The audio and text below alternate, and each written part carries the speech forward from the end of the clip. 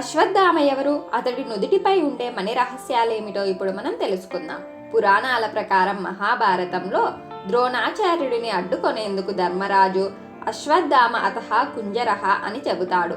ఇదే సమయంలో ధర్మరాజుతో అశ్వత్థామ అతః అనే మాటను గట్టిగా పలికించి కుంజరః అనే సమయానికి బేరీలు మోగిస్తారు.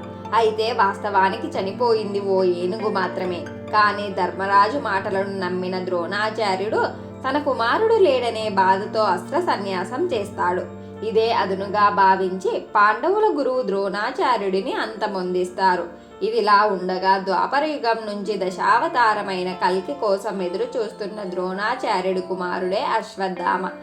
అశ్వత్థామ నుదుట ఒక అద్భుతమైన మణితో జన్మించాడు. తన నుదుటిపై అది ఉన్నంత వరకు ఏ ఆయుధం వల్ల కానీ, దేవతలు నాగుల వల్ల కానీ అతడికి ఎలాంటి భయం ఉండదు.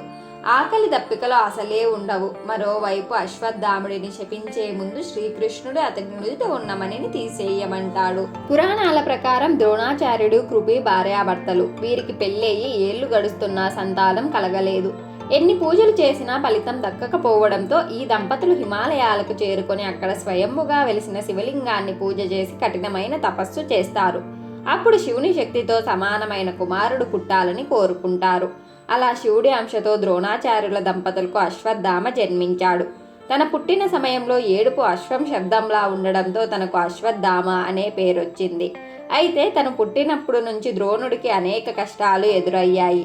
అంతేకాదు, తన వల్ల అశ్వత్థామకు కూడా అనేక ఇబ్బందులు ఎదురయ్యాయి. దీంతో తనకు గోమాతను దానం ఇవ్వాలని చాలా మందిని కోరినా ఫలితం రాలేదు. అయితే చివరకు అష్ట కష్టాలు పడుతూ వాస్తనాపురానికి చేరుకొని పాండవులు కౌరవులకు అస్త్ర విద్యలు నేర్పించే గురువుగా బాధ్యతలు స్వీకరించాడు. అలా వారితో పాటు అశ్వత్థామ కూడా అన్ని విద్యలు నేర్చుకున్నాడు. పురాణాల ప్రకారం ఎన్ని యుగాలైనా కొందరు వ్యక్తులు భూమి మీద సప్త చిరంజీవుల్లా ఉంటారు. వారిలో హనుమంతుడు, విభీషణుడు, వ్యాసుడు, పరశురాముడు, అశ్వత్థామ, బలి చక్రవర్తి, కృపాచార్యులు. అయితే కృష్ణుడి శాపం వల్ల ముఖం నుంచి చీము నెత్తురు కారుతున్న స్థితిలో మానని గాయాలతో అశ్వత్థాముడు ఇప్పటికే బ్రతికే ఉన్నాడని ప్రచారంలో ఉంది. అశ్వత్థాముడు ఇప్పటికే బ్రతికే ఉన్నాడని ఉత్తరాదిన చాలా బలంగా నమ్ముతారు. మధ్యప్రదేశ్కి చెందిన ఓ డాక్టర్కు ఆయన కనిపించాడని చెబుతుంటారు. హిమాలయ పర్వత సానువుల్లో గిరిజనులతో కలిసి అతడు జీవిస్తున్నాడని ప్రచారంలో ఉంది. తన శరీరంపై కారుతున్న నెత్తురును కట్టడి చేసేందుకు నూనె పసుపు అడుగుతారని అక్కడి వారు చెబుతుంటారు. అశ్వత్థామ ఏడాదిలో ఒకరోజు ఓ హోటల్కు వచ్చి కడుపు నిండా తిని 100 లీటర్ల నీటిని తాగి మాయమవుతాడనే కథనం కూడా ప్రచారంలో ఉంది. మళ్ళీ మరుసటి ఏడాది మాత్రమే అతడు ఆ హోటల్కి వస్తాడట. కావాలనుకున్నప్పుడు మాత్రమే కనిపించే శక్తులు అశ్వత్థామకు ఉన్నాయని, అందుకే ఆయన అందరికీ కనిపించడని చెబుతుంటారు. పురాణాల ప్రకారం మహాభారతంలో కౌరవుల తరపున అశ్వత్థామ యుద్ధంలో పాల్గొన్నాడు. తాను చేసిన తప్పుల వల్లే కలియుగాంతం వరకు ప్రాణాలతో ఉంటాడనే శాపం పొందాడు. తన తండ్రి మరణ వార్త తెలిసిన అశ్వత్థాముడు పాండవులను ఎలాగైనా చంపేయాలన్న కసితో రగిలిపోతాడు. దుర్యోధనుడి అనుమతితో పాండవులను హతం చేసేందుకు రంగంలోకి దిగుతాడు. దొరికిన వారిని దొరికినట్టు మడత పెడతాడు. యుద్ధంలో అర్జునుడు, కర్ణుడి తర్వాత ఎక్కువ మందిని చంపింది అశ్వత్థాముడే.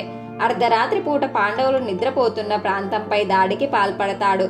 ఈ విషయాన్ని పసిగట్టిన కృష్ణుడు పాండవులను అక్కడి నుంచి తప్పిస్తాడు. కానీ అశ్వత్థాముడు దాడిలో పాండవ పుత్రులు సహా దాదాపు వానర సైన్యం మొత్తం తుడిచిపెట్టుకుపోతుంది.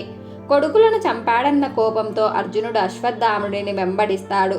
ఎదురు తిరిగిన అశ్వత్థాముడు బ్రహ్మాస్త్రాన్ని ప్రయోగిస్తాడు. బదులుగా అర్జునుడు పాశుపతాస్త్రం ప్రయోగిస్తాడు. ఈ 2 మహాయుద్ధాలతో లోకం మొత్తం నాశనం అవుతుందని భయపడిన యోగులు ఆయుధాలను వెనక్కి తీసుకోవాలని ఇద్దరికీ సూచిస్తారు. దీంతో అర్జునుడు పాశుపతాస్త్రాన్ని ఉపసంహరించుకుంటాడు. కానీ అశ్వత్థాముడు మాత్రం ఒకేసారి ప్రయోగించే వీలున్న బ్రహ్మాస్త్రాన్ని అర్జునుడి కోడలైన ఉత్తర గర్భంలో పెరుగుతున్న పరీక్షితుడిపైకి మళ్లిస్తాడు. బ్రహ్మాస్త్రం దెబ్బకు పరీక్షితుడు తీవ్రంగా గాయపడతాడు. పాండవుల వారసుని రక్షించిన కృష్ణుడు కుష్టు వ్యాధితో 3000 సంవత్సరాల పాటు ఒంటరిగా బతుకుతావని అశ్వత్థాముడిని శపిస్తాడు.